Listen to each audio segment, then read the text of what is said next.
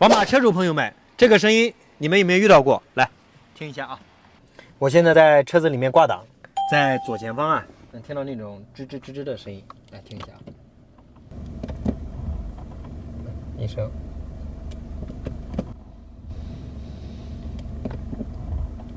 两声，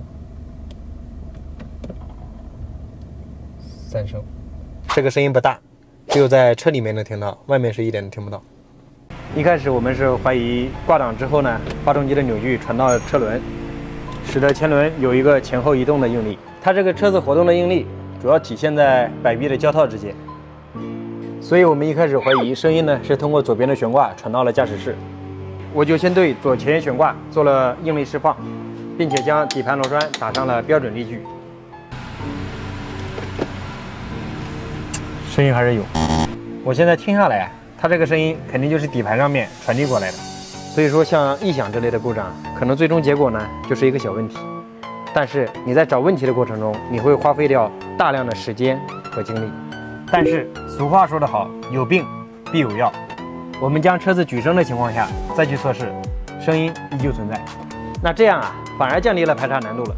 你看这个宝马它是后驱的结构，既然车轮都已经离地了，在挂档的情况下能产生受力的，就只有发动机支架垫了。挂档，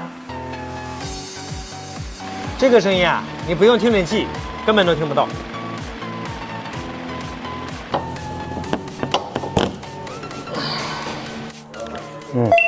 就是这个声音。其实宝马的发动机支架垫呢，也是一个重灾区。你看，这都是我们换的。它最常见的就是像这种老化下沉，然后挂档的时候车身抖动。像它这个车的问题啊，我们还是头一次遇到。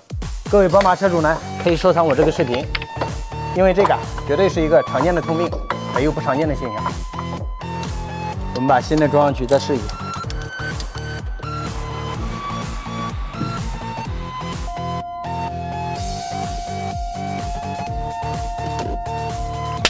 搞定。